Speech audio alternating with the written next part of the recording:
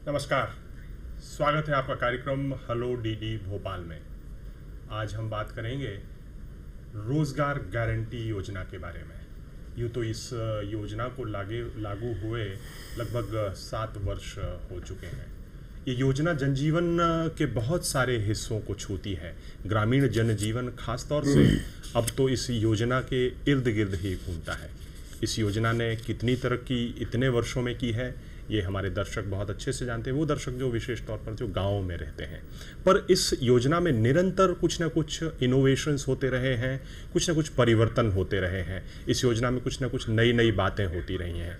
आज इन्हीं सब विषयों पर बात करने के लिए हमारे साथ 2 विशेष मेहमान स्टूडियो में मौजूद हैं। सबसे पहले मैं आपका उनसे परिचय करा दूं। मेरी बाईं ओर बैठे हुए हैं डॉक्टर रविंद्र पस्तोर। पस्तोर जी IAS अधिकारी हैं और कमिश्नर हैं मध्य प्रदेश में नरेगा के, और साथ ही सामाजिक कार्यकर्ता के तौर पर मौजूद हैं सचिन जैन। सचिन जैन का ग्रामीण इलाकों में बहुत काम है, विशेष तौर पर ग्रामीण योजनाओं के संबंध में, और राइट टू फूड के मामले में इन्होंने बहुत ही मूलभूत काम किया है। हमारे ये जो दोनों मेहमान हैं, इसके पहले कि वो आपसे रूबरू हूँ, मैं आपको याद दिला दूँ कि ये फ़ोन इन का सजीव कार्यक्रम है, लाइव कार्यक्रम है। इसे आप सीधा देख पा रहे हैं, और इस कार्यक्रम के दौरान आप चाहें तो हमारे मेहमानों से सीधा सवाल कर सकते हैं, सीधे उनसे बात कर सकते हैं। आज का हमारा विषय, जैसा मैंने पहले बताया, रोजगार गारंटी योजना है, और हमारा फ़ोन नंबर है, पहले टोल फ्री नंबर सुन लें। टोल फ्री नंबर है 1800-233-0040,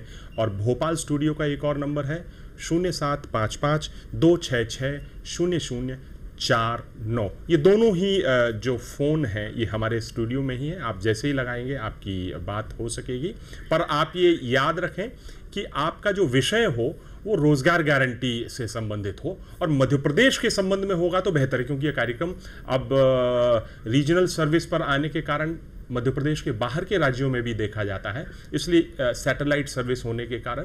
तो इसलिए जो दर्शक मध्य प्रदेश के से संबंधित सवाल करना चाहेंगे तो उनका बहुत अच्छे से जवाब हमारे मेहमान हैं डॉक्टर पस्तोर वो दे सकते हैं। हालांकि वो बाकी राज्यों के संबंध में अगर कोई जेनेरिक किस्म का सवाल है तो उसका जवाब दे सकते हैं। नंबर एक बार फिर से आप सुन लें, जो टेलीविजन स्क्रीन पर भी है, 1800-233-0040, और भोपाल स्टूडियो का एक और नंबर 0755, ये भोपाल का STD कोड है, और फ़ोन नंबर है 266-0049।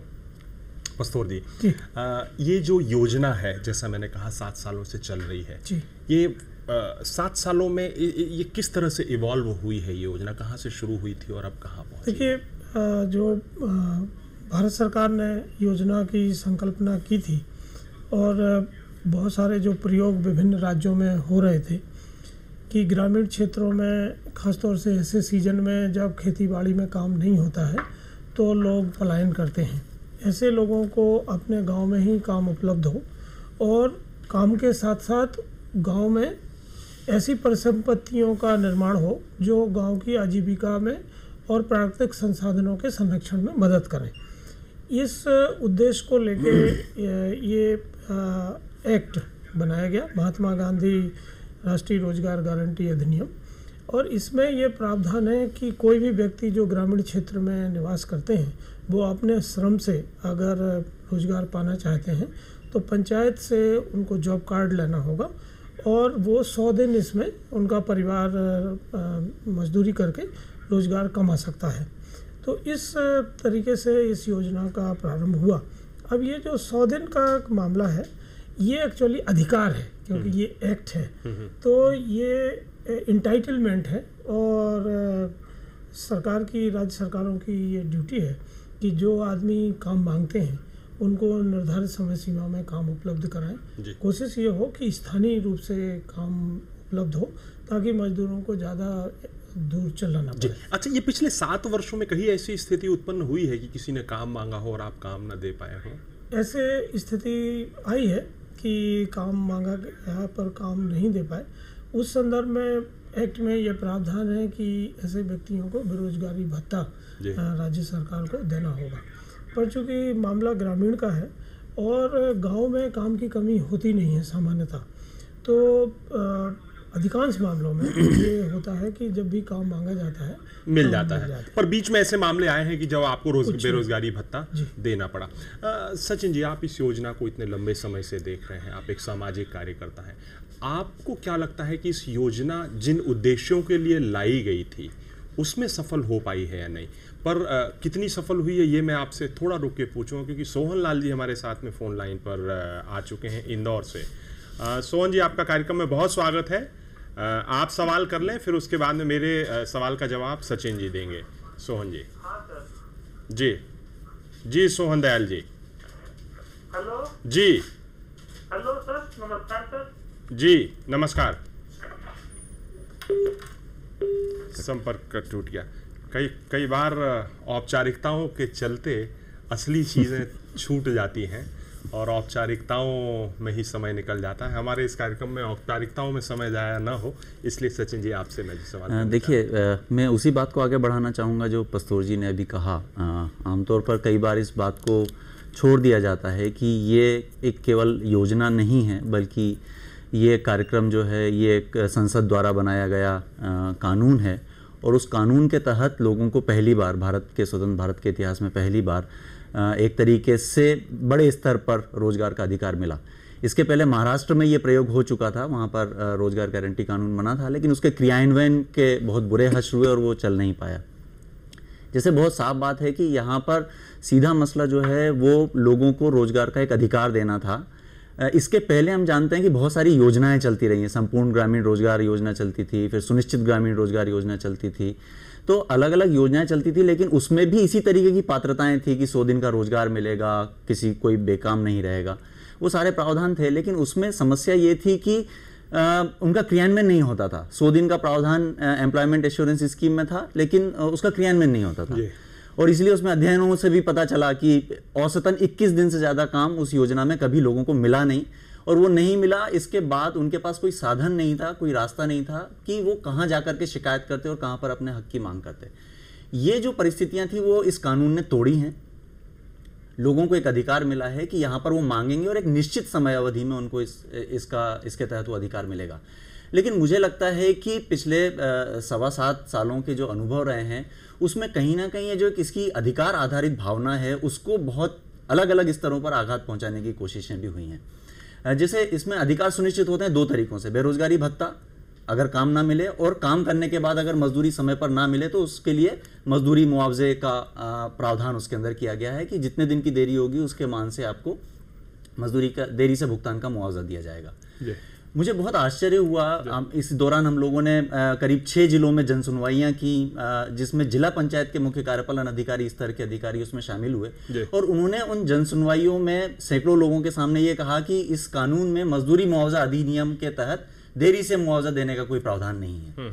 तो मुझे ये बार बार लगता है कि वास्तव में इसकी जो मंशा थी अधिकार देने की, वो नीचे के स्तर तक, खासतौर पर जो हमारी शासकीय व्यवस्था है उसमें नीचे तक नहीं पहुंच पाई। और ये जो दो हिस्से हैं, बेरोजगारी भत्ता और देरी से मुआवजा, मजदूरी का मुआवजा देना, इन दोनों प्रावधानों पर बहुत ही मुझे लगता है कि एक ढीला रवैया अख्तियार किया गया। MIS में सिर्फ आखिरी बात जोड़ना चाहता हूं कि इसमें भारत सरकार का जो MIS सिस्टम है, उस MIS सिस्टम पर ही ये दर्ज है कि 7 लाख दिनों का बेरोजगारी भत्ते की मांग की गई है, लेकिन वो अभी तक लोगों को नहीं मिला। आपने बहुत अच्छी बात सचिन जी उठाई है। हम जरूर चाहेंगे कि पस्तोर जी इस पर अपनी बात कहें, पर इस बीच हमारे साथ रीवा से रविंद्र कुमार जी फोन लाइन पर हैं, और इसके पहले जो हमारे दर्शक थे सोहन दयाल जी, उन्होंने हमारी जो प्रोडक्शन टीम है उसके लिए बताया, वो ये पूछना चाह रहे थे कि जो मजदूरी है इसमें वो कितनी मिलती है। रविंद्र जी, उनकी मजदूरी का जवाब भी हम पस्तोर जी से लेंगे। अब पहले आप अपना सवाल कर लें। पर जी सवाल करें। जी सर, नमस्कार। जी नमस्कार सर, मैं रीवा जिले से लीड़ा गांव से रावेंद्र कुमार मिश्रा बोल रहा हूँ। जी जी बोलिए। मेरा सवाल ये है कि ये रोजगार गारंटी योजना में ये सामान्य वर्ग वाले भी कर सकते हैं या इसके लिए कोई कैटेगरी होती है, पिछड़ा वर्ग ही करते हैं? जी देखिए, सोहनलाल जी और रावेंद्र जी ने जो सवाल पूछे हैं उनके संबंध में ये है कि सभी वर्ग के लोग रोजगार गारंटी योजना में काम कर सकते हैं। इसमें कोई वर्ग विशेष का नहीं है। 18 साल से ऊपर का कोई भी व्यक्ति जो वयस्क है वो काम की मांग कर सकता है और उसको काम मिलेगा। इसमें जो न्यूनतम मजदूरी 1/4/2013 से लागू हुई है वो 146 रुपये है अकुशल श्रमिक की, और ये 146 रुपये तब मिलता है जब आप एक टास्क रेट होता है, टास्क पूरा करते हैं। तो एक दिन में एक मजदूर कितना काम करेगा उसका टास्क निर्धारित है। अगर वो टास्क पूरा करते हैं तो उनको 146 रुपये मजदूरी दी जाती है जी। और वैसे भी इसमें जितना काम उतना दाम का प्रावधान है। ऐसा नहीं है कि कोई दिन भर आए और बैठा रहे और कुछ ना करे और उसको पैसा मिल जाए। और वैसे बिल्कुल ठीक बात है, कहीं पर भी दुनिया में किसी भी जगह पर बिना काम के कभी भी कोई पैसा नहीं मिलता। अब मंदसौर से सावन सिंह जी हैं फोन लाइन पर। आपका बहुत बहुत स्वागत है, आप सवाल करें। ये हमारा फ़ोन उनसे कट गया, पर जैसा उन्होंने हमारी प्रोडक्शन टीम को बताया था, सवाल उनका वही था कि अगर काम नहीं कर पाते हैं, एक तो आपने मजदूरी की बात बता दी, भत्ता कितना मिलता है? देखिए, बेरोजगारी भत्ते का एक अपना फार्मूला है और उस फार्मूला के हिसाब से बेरोजगारी भत्ता कैलकुलेट होता है।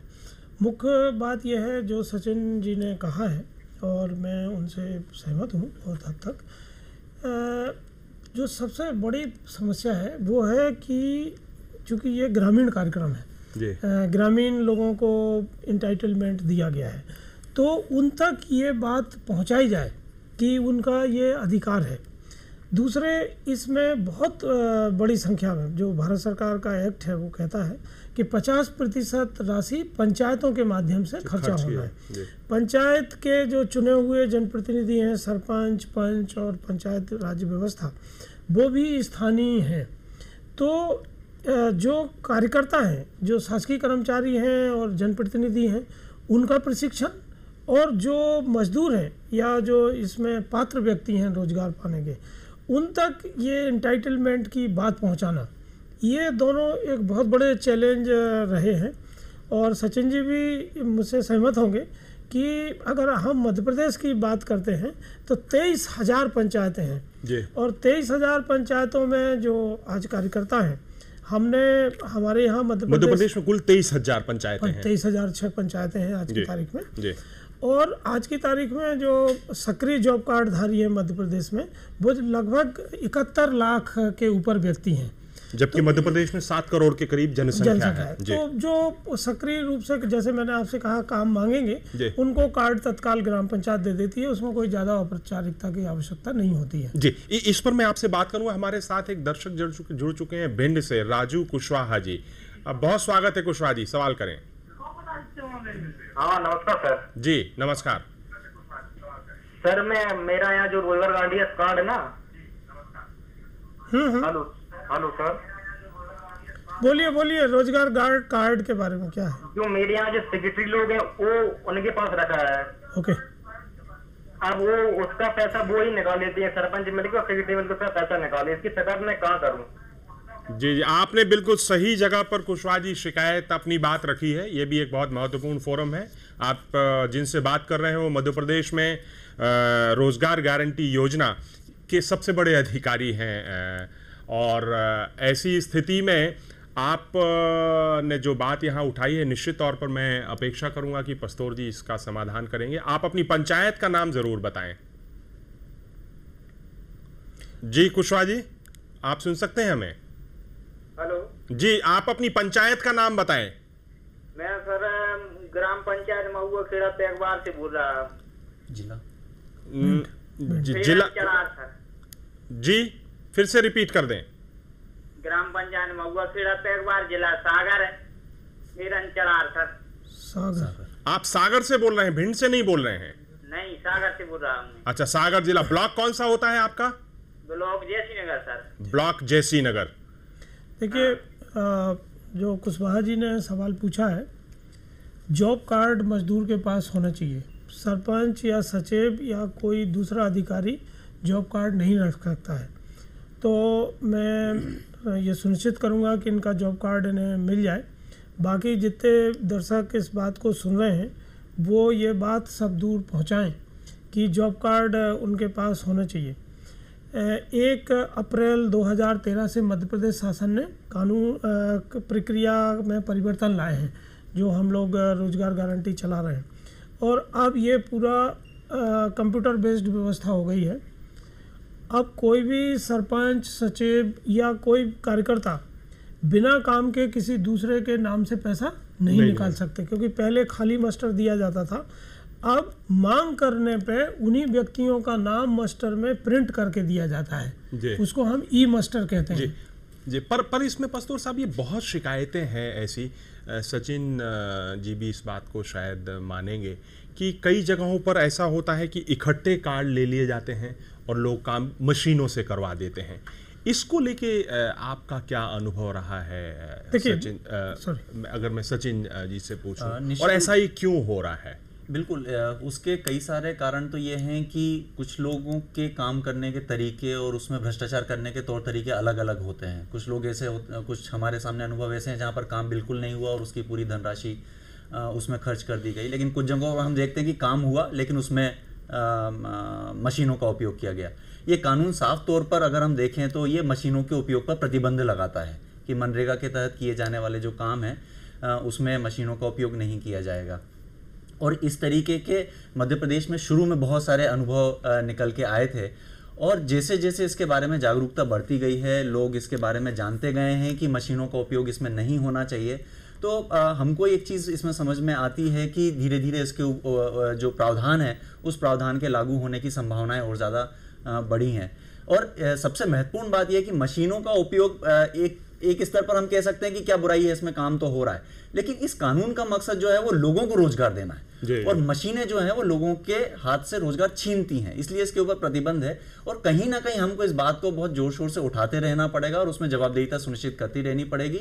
और इसमें हमको कहीं ना कहीं लगता है कि हमारे जो क्रियान्वयन वाली एजेंसियां हैं उनकी बहुत महत्वपूर्ण भूमिका निभानी पड़ेगी, खासतौर पर पंचायतों के स्तर पर इस तरीके की शिकायतें बहुत ज्यादा उभर कर आती हैं। और वैसे भी मुझे लगता है कि जो जन जागरूकता है वो सबसे बड़ा हथियार है। आज के ही कार्यक्रम में हमने देखा कि हालांकि ये वो ज़्यादातर वो लोग हैं संभवतः जो गाँव में नहीं रहते हैं, जिनको कई बार जानकारी नहीं रहती है, पर ऐसा अक्सर देखने में आता है कि इस योजना के बारे में भी अभी भी कई लोगों को जानकारी नहीं है।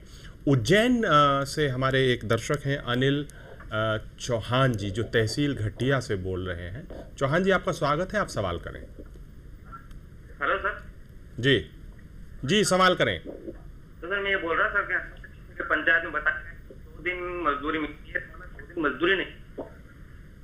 मजदूरी, जी चौहान जी, जितनी बात हम आपकी समझ पा रहे हैं वो कह रहे हैं उनको मजदूरी नहीं मिलती, काम कर लेते पर मजदूरी नहीं मिलती। लेकिन वो मिलना चाहिए बराबर मिलती नहीं। जी ठीक है चौहान जी, हम समझ गए। और पर जब आप अगली बार आप फोन करें तो ये ध्यान रखें कि आप ऐसी जगह पर रहें जहां से नेटवर्क आपको सही मिले, क्योंकि आपकी बात हम अच्छे से सुन नहीं पा रहे थे। वो तो हम अंदाज लगाया है कि देखिए आप क्या पूछ रहे हैं। जैसे मैं बता रहा था कि 1 अप्रैल के बाद जो मध्य प्रदेश में योजना के क्रियान्वयन की व्यवस्था की गई है, उसमें एक तो मजदूरों के समूह बनाए हैं, 50-50 मजदूरों के समूह हैं, उनके ऊपर एक मेट लगाया गया है, और मेट 50 लोगों के लिए सर्विस प्रोवाइडर का काम करेगा, एंड टू एंड सर्विस वो देगा। मतलब वो उनके लिए काम की मांग करेगा, काम की मांग की रसीद प्राप्त करेगा, काम का मास्टर लेगा, 6 दिन काम कराएगा, और 7वें दिन मूल्यांकन करा के सब इंजीनियर से मास्टर ग्राम रोजगार सहायक को वापस करेगा। जी। अभी जो पहले मजदूरी की व्यवस्था थी कि पंचायत को या जो लाइन डिपार्टमेंट काम करते थे उनको आवंटन जिला कलेक्टर द्वारा दिया जाता था उनके खाते में। 1 तारीख से ये व्यवस्था की गई है कि सभी 23,000 पंचायतों के खाते और करीब 12,000 लाइन डिपार्टमेंट के खातों में अब पैसा नहीं जा रहा है। अब पूरा पैसा जिला पंचायत के खाते में है, मतलब मध्य प्रदेश के 50 जिलों में 50 खातों में ही पैसा है। तो इससे 500-600 करोड़ रुपया जो अलग अलग खातों में बिखर जाता था वो अब पेमेंट कंसोलिडेटेड एक जगह है, उपलब्ध है।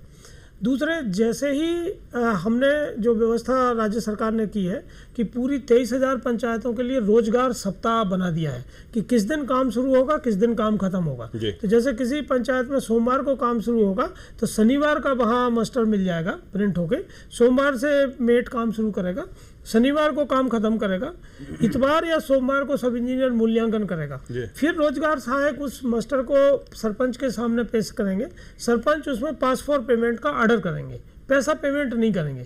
केवल पासपोर्ट पेमेंट का ऑर्डर करने के बाद जब रोजगार सहायक अगले हफ्ते के निर्धारित दिन को फिर जनपद में जाएगा तो वो मास्टर लेके जाते हैं और वहाँ जनपद के अधिकारी चेक करके वो MIS में उसको भर देते हैं और फिर जनपद CO और जनपद का अकाउंटेंट ये दोनों अपने डिजिटल सिग्नेचर यूज़ करते हैं और फंड ट्रांसफ़र करते हैं।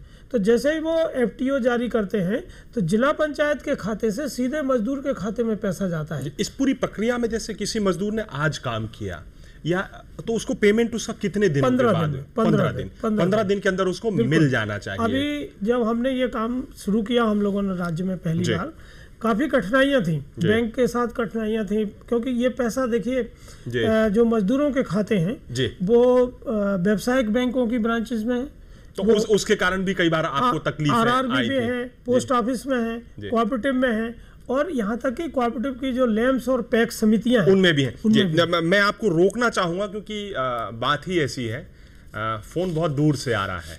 दूर क्या, पहले वो पास में था, अब बहुत दूर हो गया, दूसरे राज्य में चला गया, जांजगीर जिला। जांजगीर से संजय साहू जी फ़ोन कर रहे हैं। संजय साहू जी छत्तीसगढ़ से बोल रहे हैं। आपका बहुत स्वागत है, करें सवाल। हाँ सर, नमस्कार सर। जी नमस्कार। हाँ सर, मेरा सवाल ये है कि जब रोजगार गारंटी योजना में कितने तक उम्र काम कर सकते हैं सर? देखिए जैसे मैंने शुरू में कहा था 18 साल से काम करने का अधिकार भारत सरकार ने दिया है और 18 से जब तक आप काम कर सकते हैं तब तक आप काम कर सकते हैं। मनरेगा में एक विशेष कैटेगरी भी बनाई गई है जहां वृद्ध, विकलांग और ऐसे लोग जो फिजिकल कठिन काम नहीं कर सकते हैं वो पानी पिलाने का काम कर सकते हैं। अगर वहाँ बच्चे हैं तो बच्चे खिलाने का काम कर सकते हैं।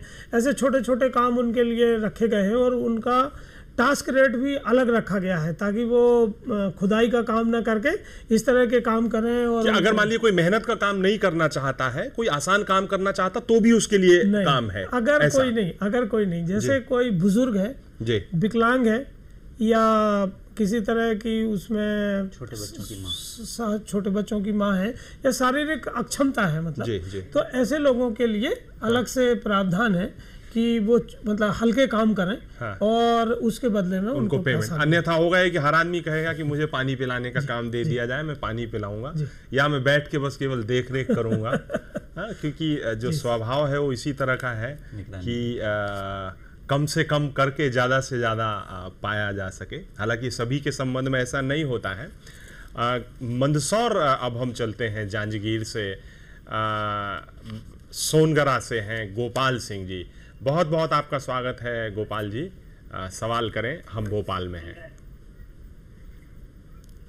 जी सवाल करें गोपाल जी। जी सवाल करें। Hello sir. हाँ सर, मैं ये पूछ रहा हूँ सर कि यहाँ हमारे गांव सोनगरा में पंचायत रनायरा लगती है सर। जिला मंदसौर है सर। यहाँ के जैसे कि मंत्री से हम कोई भी आवेदन देते हैं उसकी प्रतिलिपि हम ले भी आते हैं तो 15 दिन बाद जब हम जाकर कहते हैं तो सर हमारी कोई सुनवाई नहीं होती है सर। यहाँ कौन सा जिला है आपका?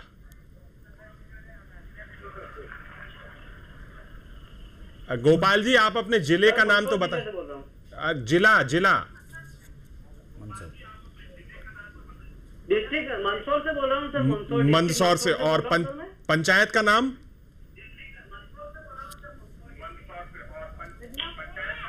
पंचायत रनायरा सर, तहसील मल्हारगढ़ से। पंचायत रनायरा, तहसील मल्हारगढ़।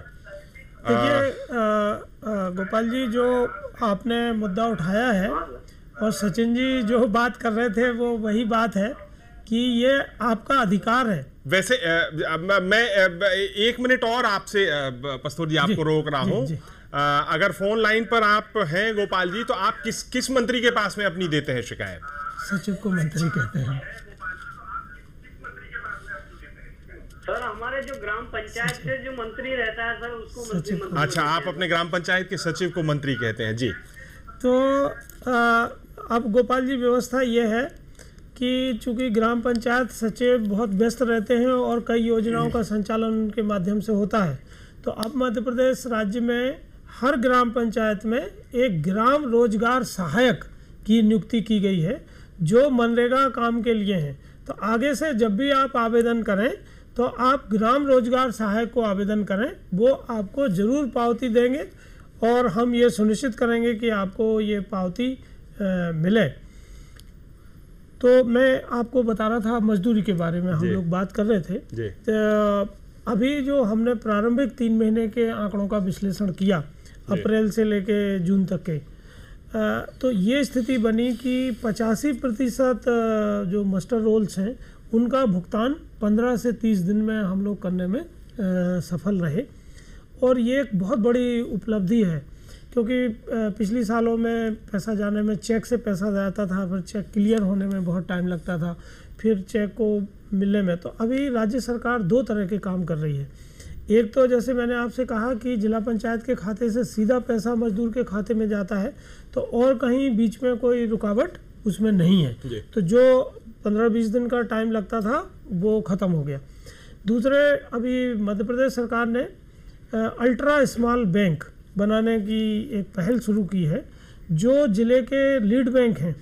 हाँ, राज्य सरकार ने एक सर्वे कराया कि कितने गांव ऐसे हैं जो जहाँ पे 5 किलोमीटर के रेडियस में कोई भी बैंक सुविधा नहीं है। तो इस तरह से लगभग 14,000 स्थान निकले और इनमें अब लीड बैंक अपना एक अल्ट्रा स्मॉल बैंक खोल रहा है जिसमें पंचायत ग्रामीण विकास विभाग पंचायत में उनको एक फ्री में कमरा उपलब्ध करा रहे हैं और वहाँ उनका आदमी बैठता है बिजनेस करस्पॉन्डेंट और उसके माध्यम से पेमेंट की व्यवस्था हो रही है सीधे उनके लिए हो तो अभी काफ़ी बड़ी संख्या में ये अल्ट्रा स्मॉल बैंक्स खुल गए हैं और इनसे भुगतान शुरू हो गया है जी। ये आपने बहुत अच्छी बात कही कि ये जो छोटे बैंक्स हैं इनके माध्यम से भी भुगतान करने की आप कोशिश कर रहे हैं। वैसे भी जो हमारे दर्शक हैं जो इस योजना का लाभ लेने वाले लोग हैं वो बहुत छोटी छोटी जगहों पर ही रहते हैं। सागर के एक दर्शक हमारे साथ जुड़ चुके हैं, फेरन चढ़ार जी। ये बधुआ गांव के रहने वाले हैं और महुआ खेड़ा पंचायत के निवासी हैं। बहुत बहुत स्वागत है फेरन जी आपका। आप अपने टेलीविजन सेट का वॉल्यूम कम करके सवाल करें।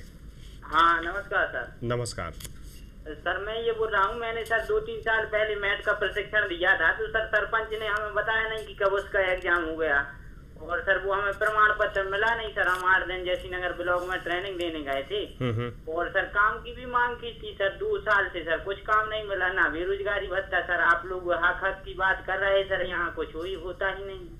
ओके, देखिए आपने चूंकि मेट का प्रशिक्षण लिया है तो अभी मेट के लगाने की व्यवस्था को बदला गया है। पहले सरपंच साहब को ये अधिकार था कि वो मेट की नियुक्ति करते। अब जो ये 50 मजदूर हैं उनको ये अधिकार दिया गया है कि वो अपना मेट खुद चुने। तो 3 शर्तें हैं मेट बनने की। नंबर 1 कि कोई भी लड़का या लड़की सक्रिय जॉब कार्ड धारी होना चाहिए, मतलब वो मनरेगा में काम करता रहा हो, वो उसकी पहली पात्रता है। दूसरा, वो 8वीं पास कम से कम हो ताकि वो लिखने पढ़ने का काम कर सकें। और तीसरा, समूह उनको स्वीकार करे। हर समूह में एक मेट लगाया जाना है। पर इसमें लगता नहीं आपको ऐसा कि झंझट बहुत बढ़ जाएगी? वैसे ही समूहों में बहुत ज्यादा चीजें तय नहीं हो पाती हैं और कंफ्यूजन होगा और विवाद की स्थिति बनेगी। इसमें कोई विवाद की स्थिति इसलिए नहीं है कि पहले मेट का पैसा हम अकुशल श्रमिक उनको मानते थे, उस श्रमिकों की मजदूरी से ही उनका मजदूरी बनती थी। अभी राज्य सरकार ने मेट को अर्ध कुशल श्रमिक बना दिया है। तो अर्ध कुशल श्रमिक बनाने से अब उनका जो पैसा है वो 40% जो मटेरियल में खर्चा होगा उससे निकलेगा और एक दिन की उनकी जो मजदूरी होगी वो 195 रुपये होगी। पर उसमें शर्त यह है कि अगर मेट 40 मजदूर लाएंगे तो उनको 195 रुपये मिलेंगे। अगर 40 से कम मजदूर लाएंगे तो 5 रुपया पर मजदूर के मान से मिलेगा। मान लीजिए 10 मजदूर लाए तो 50 रुपये मिलेंगे। फिर ये भी व्यवस्था की गई है, चूंकि जो सचिन जी बात कर रहे थे कि 100 दिन का रोजगार हर किसी को मिले। अब ये कैसे सुनिश्चित हो, तो राज्य सरकार ने इंसेंटिव प्रोग्राम लगाया है, कुछ प्रोत्साहन राशि लगाई है कि अगर कोई मजदूर मेट अपने समूह के किसी परिवार को 50 दिन के ऊपर काम पे लाएगा तो 2 रुपये प्रति दिन प्रति मजदूर उनको अतिरिक्त दिया जाएगा। इसी तरह ग्राम रोजगार सहायक, सचिव ग्राम पंचायत और उपयंत्री, अगर हमने हर पंचायत का महीने महीने का रोजगार बजट बनाया हुआ है, लेबर बजट, तो महीने का लेबर बजट अगर वो 75% पूरा करते हैं तो 500 रुपया, 85% लेबर बजट पूरा करेंगे तो 1000 रुपया, और 100% लेबर बजट पूरा करेंगे यानी तो सीधा 1500 रुपया, सीधा उसका परफॉर्मेंस बेस्ड है। एग्जैक्टली उनको अलग से मिलेगा, ताकि राज्य सरकार में जो सचिन जी की चिंता थी और जो हमारी भी चिंता है कि जो ये अधिकार है 100 दिन का, इसका एक वातावरण बनाया जाए। और गांव के लेवल पे चूंकि मेट, रोजगार सहायक, सचिव, सरपंच और सब इंजीनियर यही काम करते हैं, तो इसलिए इनको हम प्रशिक्षण भी दे रहे हैं और इनको हम एक न्यूनतम वेतन के साथ साथ प्रोत्साहन राशि अलग से व्यवस्था की है। जी नूराबाद है मुरैना में, ग्वालियर और मुरैना के बीच में है ये गांव। यहाँ से बोल रहे हैं शरीफ खान जी। शरीफ जी, आपका कार्यक्रम में बहुत बहुत स्वागत है। आप सवाल करें, पर पहले अपने टेलीविजन सेट का वॉल्यूम कम कर लें, उसकी आवाज़ कम कर लें, वरना हम आपको सुन नहीं पाएंगे। जी, आप सवाल करें। नमस्कार। हेलो सर, मेरा सवाल ये है सर कि जैसे जॉब कार्ड मिलता नहीं, बना नहीं है, अगर बन भी गया सर, हेलो जी, बन भी गया तो सर ऐसे रोजगार मिलता नहीं है और कहाँ कैसे शिकायत करें इसके लिए? जी सर। जी, आपका बना हुआ है क्या शरीफ जी कार्ड? तो इसके लिए काम रहते कहाँ हैं आप रहते कहाँ पर हैं? जी सर, बना हुआ है सर। नहीं, नूराबाद में आप कहाँ रहते हैं? ग्राम नूराबाद, जिला मुरैना में रहते हैं सर। नहीं, आप नूराबाद तो फिर भी काफी कोई मोहल्ला होगा। मैं बोलता हूँ, चौराहे पर रहते हैं आप। शरीफ भाई, ऐसा है कि जो नूराबाद है वो नगरीय क्षेत्र है, वो ग्राम पंचायत नहीं है। अच्छा। तो नगरीय क्षेत्र में रोजगार गारंटी योजना लागू नहीं है, तो कोई भी नगर पंचायत, नगर पालिका या नगर निगम में निवास करने वाले लोग हैं, उनको महात्मा गांधी राष्ट्रीय रोजगार गारंटी योजना के तहत काम करने की पात्रता नहीं है। वैसे शरीफ जी, आप इंतजार करिए। देश में जिस तरह के से सामाजिक क्षेत्र में कार्यक्रम चल रहे हैं, वह समय भी मुझे लगता है बहुत दूर नहीं है जब शहरों के लिए भी इस तरह की कोई ना कोई रोजगार योजना आएगी, और तब आप उसमें कवर हो सकेंगे। क्योंकि आप शहर में हैं, इसलिए आप इसकी पात्रता नहीं रखते। इसकी पात्रता केवल गाँव में रहने वालों के लिए है। हम गाँव की जब बात कर रहे हैं तो हम सचिन जी से एक सवाल पूछना चाहेंगे। ऐसा कहते हैं कि इसके कारण बहुत सारे किसानों के लिए NREGA के कारण जो श्रम पहले उपलब्ध होता था वो नहीं मिलता है। बड़े किसानों की अक्सर शिकायत है कि अब हमारे पास में मजदूर नहीं मिलते। छोटे किसानों की भी कटाई के समय तो बहुत विकट स्थिति हो जाती है गाँव में। इसको लेके आप लोगों का क्या अध्ययन है? ये कितना सही है और ये क्या है? इस पे थोड़ा सा प्रकाश डालें। देखिए, इस कानून ने केवल आर्थिक मामलों में ही दखल नहीं दिया है, बल्कि जो सामाजिक ताना बाना था उसके ऊपर भी बहुत ही ज़बरदस्त तरीके से असर डाला है। जब तक ये कानून नहीं था, इसके पहले कि आप ये मान के चलिए कि लगभग हर सरकारी जो रोजगार योजना थी वो भ्रष्टाचार के बहुत बड़े गर्त में थी और उसका कोई फ़ायदा लोगों को नहीं मिलता था। लोगों के पास जो विकल्प थे वो खेतों में मजदूरी करने के, या जो गाँव में या दूसरे जो छोटे नगरों में असंगठित क्षेत्र में जो मजदूरी करने के अवसर हैं, वही अवसर उपलब्ध हुआ करते थे। अब चूंकि विकल्प नहीं थे, इसलिए उनको उसी मजदूरी पर निर्भर रहना पड़ता था जो उनके मालिक तय करते थे, जिसको आप दूसरे अलग अलग भाषाओं में कह सकते हैं। निर्माण मजदूर के संदर्भ में कहेंगे तो जो कंस्ट्रक्शन का काम करते हैं, निर्माण का काम करते हैं, या कहीं ना कहीं हम कहें कि एक जो बड़े पैमाने पर खेती करने वाले मामले हैं, उसमें भी जो है वो पूरी शर्त जो है वो बड़े किसानों की और किसानों की चला करती रही। इसके अंदर रोजगार गारंटी कानून के आने से दो चीज़ें, एक तो रोजगार का अधिकार बनना कि आपको मिलेगा ही, दूसरा न्यूनतम मजदूरी की सुनिश्चित होना। जिस समय पर यहाँ पर हम देख रहे थे कि 63 रुपये, 65 रुपये और 67 रुपये मजदूरी मनरेगा में थी 2006-07 में जब ये कानून शुरू हुआ था, उस वक्त लोगों को खेती किसानी में 15 रुपये और 18 रुपये प्रतिदिन के मान से मजदूरी मिला करती थी और थोड़ा अनाज मिला करता था। लेकिन इस कानून के आने से जो सबसे बड़ा बदलाव आया है वो उनकी बार्गेनिंग कैपेसिटी और जो उनकी मोलभाव करने की क्षमता थी वो बदली, क्योंकि उनको ये समझ में आने लगा कि अब हमारे पास एक कानून है, इसमें हमको 100 रुपये, 112 रुपये और 137 रुपये और 146 रुपये न्यूनतम मजदूरी मिलेगी। तो इसलिए लोगों ने रोजगार गारंटी कानून को प्रेफर करना शुरू किया। इसमें उनका ज़्यादा रुझान बढ़ा। और चूंकि ये कानून था, व्यवस्थाएं उस तरीके से बन रही थी जिस तरीके से अभी रविंद्र पस्तोर जी कह रहे हैं कि बहुत सारी चीज़ों में बदलाव आया है, तो उससे कहीं ना कहीं वो धीरे धीरे विश्वास पैदा हो रहा है। मैं ये बिल्कुल नहीं कह रहा हूँ कि पूरी तरीके से विश्वास आ गया है। हमने जितने भी दर्शकों की बात सुनी, अभी भी हमको एक भी व्यक्ति इसको सकारात्मक रूप से कहता हुआ अभी हमारे दर्शक जो बात कर रहे हैं उसमें वो नहीं कह पाए कि देखिए मेरे को इस तरीके का फायदा तत्काल मिला।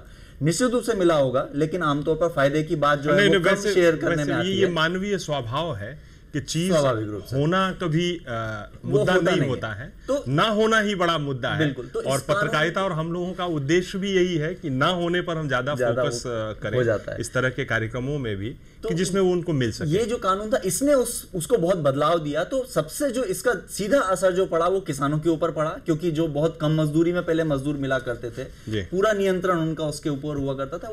वो जो पूरा ताना बाना था, वो जो पूरा समीकरण था, वो समीकरण बदला और उससे चीज़ों में बदलाव आया। और मुझे लगता है कि कहीं ना कहीं उसको दो नज़रियों से देखने की ज़रूरत है कि सरकार को कहीं ना कहीं उन किसानों के बारे में भी सोचना पड़ेगा कि किस तरीके से जो खेती का संकट हमारे सामने खड़ा हुआ है, हमको उसको भी सुनिश्चित करना पड़ेगा। हम बिल्कुल भी ये तय नहीं कर सकते हैं कि रोजगार गारंटी कानून की कीमत पर खेती की जाएगी और खेती की कीमत पर रोजगार गारंटी कानून को लागू किया जाएगा। ये दोनों दो बहुत महत्वपूर्ण आधार स्तंभ हैं, पिलर हैं। हमको इन दोनों को एक साथ लेके चलना पड़ा, पर कहीं ना कहीं इनमें पर कॉन्फ्लिक्ट पैदा होने लगा है। और हम कभी नहीं चाहते कि किसी भी तरह का कोई भी कॉन्फ्लिक्ट पैदा हो, और खासतौर पर हम और अपने दर्शकों के बीच में तो कभी किसी तरह का कॉन्फ्लिक्ट पैदा नहीं करना चाहते। नीरज गोस्वामी जी, आपसे कह रहा हूं, आप बहुत देर से फोन लाइन पर कटनी के वरण महंगवा गांव से आप हमारा इंतजार कर रहे हैं। आपका इंतजार खत्म हुआ, सवाल करें। जी सर। जी हाँ नमस्कार। जी नमस्कार सर, मेरी जानकारी लेनी थी सर कि मैं मतलब मेट हूँ, मैं अपनी जानकारी तो दी चुका हूँ सर। ये जो मजदूर काम करने के अपने बीच जाते हैं, फिर पैसा मिल पाता है। और जैसे हम लोग रोजगार की बात करते हैं तो वो बोलता रहता है कि अभी हुआ है, कल नहीं हुआ, और कहीं कि वो ऐसे मांग रहे हैं तो नहीं निकल रहा। ये सब परेशानियां हैं, तो हम लोग ये कर पाते हैं सर, इधर कोई व्यवस्था नहीं हो रही है। जी नीरज जी, पस्तौर साहब, आप ये कहना चाहते हैं कि जो मेट की मजदूरी है वो अभी आपकी नहीं निकली है। आपकी बात सही है, क्योंकि हमने जो बदलाव किया है, पहले जैसे मैंने बताया कि मेट अकुशल श्रमिक में वर्गीकृत था, अब उनको अर्धकुशल बना दिया है।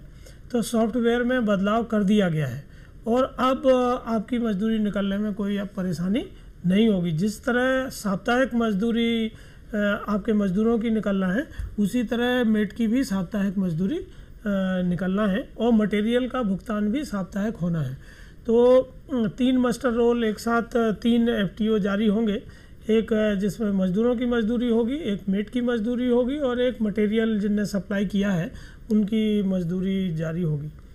जो बात आप लोग कर रहे थे कि खेती के साथ एक कॉन्फ्लिक्ट है, हम लोग जब गांव में जाते हैं और ये गांव वालों को ग्राम सभा को तय करना है कि उनको कितना काम करना है, तो सामान्यतः उसको हम कहते हैं लेबर बजट बनाना। जी। लेबर बजट का ऐसा है कि गांव के कुल सक्रिय जॉब कार्ड धारी गुणा 100 गुणा 257, एक मजदूर के ऊपर 257 रुपये सब कुछ मिला के होता है। तो जैसे अगर किसी गांव में मान लीजिए 100 सक्रिय जॉब कार्ड धारी हैं, उनको 100 दिन का रोजगार देना है और 257 रुपये से देना है, तो 25,70,000 रुपये का लेबर बजट होगा। अब ये 25 लाख में क्या काम होंगे जी? तो इसमें 2 तरह के काम होते हैं। एक काम वो है जो सार्वजनिक काम है, जैसे तालाब बनाना है, पुल पुलिया बनाना है, सीसी रोड बनाना है वगैरह वगैरह। दूसरी तरह के काम है जो निजी काम है। अभी 5 तरह की कैटेगरी हैं, जैसे अनुसूचित जाति जनजाति, गरीबी रेखा के नीचे के परिवार, लघु सीमांत कृषक और ऐसे हितग्राही जिनके यहाँ भूमि सुधार हुआ है, इंदिरा आवास जिनको मिला है, या जो विस्थापित हुए हैं। ऐसे लोगों के व्यक्तिगत काम भी वो हो सकते हैं। जैसे उनकी अगर ज़मीन समतलीकरण का काम है, मेड़बंधन का काम है, कुआं खोदने का काम है, गाय भैंस का शेड बनाना है, मुर्गी बकरी पालन का शेड बनाना है, नाडेप बायोगैस, इस तरह के बहुत सारे काम है। तो ये कामों का चयन अभी हमने मांग आधारित शुरू किया है जी। और इस दिशा में भी आप धीरे धीरे बढ़ रहे हैं, और जब स्थानीय स्तर पर जब लोग संपर्क करेंगे तो उनके समाधान हो सकते हैं। पस्तौर जी, हम बिल्कुल अंतिम चरण में हैं कार्यक्रम के। अंत में हम आपसे पूछेंगे, क्योंकि बहुत सारे हमारे दर्शकों के सवाल आए, जो बहुत सारी समस्याएं थी, हम ये चाहेंगे कि कोई ऐसा, अगर हमारे लिए आप कोई ऐसा नंबर बता दें, कोई टेलीफोन नंबर बता दें जो हम अपने दर्शकों को बता सके, जिस पर वो शिकायत कर सके और उनकी शिकायतों का निराकरण हो जाए, तो बड़ा बेहतर शिकायत होगा। करने का जो और टोल फ्री नंबर है वो स्क्रीन पर दिखा रहे हैं जी, 0755155343 जी। आप आज चूंकि ये कार्यक्रम के माध्यम से मैं आपके ध्यान में ये बात लाऊंगा कि ये वेबसाइट के ऊपर भी उपलब्ध है जी। इसके अलावा जो वेबसाइट है NREGA की, उस पर भी जा सकते। फेसबुक भी है NREGA जी। हालांकि गांव के लोगों को फेसबुक और NREGA की क्या, उनके लिए फोन बहुत अच्छा है। और आखिरी फोन हम लेना चाहेंगे सुरेश शर्मा जी राजगढ़ से, जल्दी से जी सवाल करें। शर्मा जी, आपका फोन बज रहा है पर आप जवाब नहीं बोल रहे हैं। नमस्कार जी। जी बोलें। जी सर, मैं बोल रहा हूँ। नमस्कार। नमस्कार जी। अरे सर, नमस्कार साहब। नमस्कार। बताइए शर्मा जी। अरे मेरा ये कहना है, आपसे निवेदन है मेरा जी। सर, जैसे आपकी ये जो स्किल लाइन चल रही है जी, फिर से थोड़ा रिपीट। कुछ लिखा है, ये लिखा है कि राज्य रोजगार योजना जी। हम इसमें हम क्या करते हैं कि जैसे मेरा बालक है, बेरोजगार है जी। शर्मा जी, हम अपने कार्यक्रम के अंतिम चरण में हैं, हम समय समाप्त हो चुका है, हम क्षमा चाहेंगे, हम आपसे आगे अब ज्यादा बात नहीं कर पाएंगे। और हम अपने दर्शकों के लिए बता दें, उनकी सुविधा के लिए बता दें, ये कार्यक्रम रात्रि में 1 बजे फिर से वो देख सकते हैं, और कल सवेरे 9 बजे चाहे तो फिर इसे देख सकते हैं। ये इसका पुनः प्रसारण होगा, ये रिपीट टेलीकास्ट है।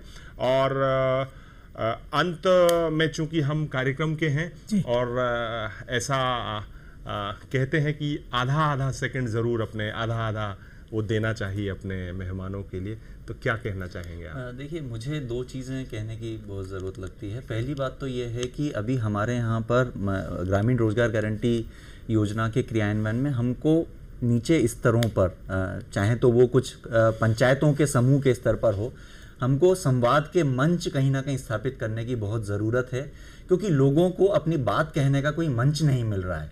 आवेदन देना, उसकी पावती देना वो ठीक है, लेकिन ये जो लोगों के बीच में जो एक तरीके से एक नकारात्मकता या अविश्वास कहीं कहीं पैदा होता है, उसको ख़त्म करने के लिए ये बहुत ज़रूरी होगा। और दूसरा, मुझे लगता है कि जो सामाजिक अंकेक्षण की जो प्रक्रिया है, उसको कहीं ना कहीं हमको एक तरीके से जो सरकारी ताना बाना और सरकारी ढांचा है, उससे बाहर लाने की ज़रूरत होगी जी। पस्तौर जी, देखिए, मैं सभी दर्शकों से अनुरोध करूंगा कि अभी 15 अगस्त आ रहा है और उस दिन एक विशेष ग्राम सभा आयोजित होगी। हम जो ये वित्तीय वर्ष चल रहा है ये, और अगले वित्तीय वर्ष में कौन से काम लिए जाना है वो ग्राम सभा में तय होंगे। मेरा आप सबसे अनुरोध है कि आप अधिक से अधिक संख्या में आएँ और अपने काम और रोजगार को हक से मांगें जी। और जहां हक की बात आती है तो हक मुझे लगता है कि हमारा भी थोड़ा सा बढ़ गया है, इसलिए क्योंकि हमारे प्रोड्यूसर्स ने हमें ये संकेत दिया है कि बातचीत ये महत्वपूर्ण, इसलिए थोड़ा सा आप ज़्यादा समय ले सकते हैं। तो जब हम ज़्यादा समय लेने की बात करते हैं तो इसमें जैसा दर्शकों ने कहा कि पेमेंट को लेके ज़्यादा समय लोगों के लिए लग जाता है और ये बड़ी तकलीफ का विषय बन जाता है। इस पे स्ट्रिक्ट मॉनिटरिंग के लिए कोई नया आपने कुछ इंट्रोड्यूस किया है? देखिए, जो नया EFMS सिस्टम है जी, इसमें तरह तरह के मॉड्यूल हैं। 3 मुख्य मॉड्यूल की मैं बात करूंगा। एक मॉड्यूल को हम कहते हैं वर्कर्स मैनेजमेंट मॉड्यूल, जिसमें मजदूरों के सभी खाते हैं, उनके नाम हैं जी। और ऐसे आज की तारीख में 45 लाख मजदूरों के खाते फ्रीज हैं, जिनके खातों में बैंक से वेरिफिकेशन करके उनमें पैसा भेजा जा सकता है। हाँ। जो काम करते हैं। दूसरा है, और उनके जो 50-50 के समूह और मेट हैं वो उसके ऊपर है। दूसरा है वर्क्स मॉड्यूल। वर्क्स मॉड्यूल में जो सेल्फ ऑफ प्रोजेक्ट है साल भर का, वो क्या लेना है, उनके काम वहाँ है, उनका टीएस और एएस पूरी वो साल भी सब का चीजें उसमें 1 साल का है जी। और तीसरा है पेमेंट, जो एफटीओ के माध्यम से जाता है। तो आज हम सॉफ्टवेयर से ये मॉनिटर कर पाते हैं कि कितने एफटीओ क्लियर हो गए हैं। ये आप पूरा उसको मॉनिटर कर सकते हैं। ये आपने बहुत, उसको कोई भी देख सकता है, मतलब कोई पब्लिक का आदमी भी देख सकता है, सचिन जी भी देख सकते हैं, आप भी देख सकते हैं, कोई दर्शक देख सकता है। ये आपने बहुत अच्छी बात बताई पस्तौर साहब। आप लोगों ने कार्यक्रम में हिस्सा लिया, बहुत महत्वपूर्ण जानकारी दी। आप लोगों ने कार्यक्रम को देखा, आपका भी बहुत बहुत धन्यवाद। नमस्कार।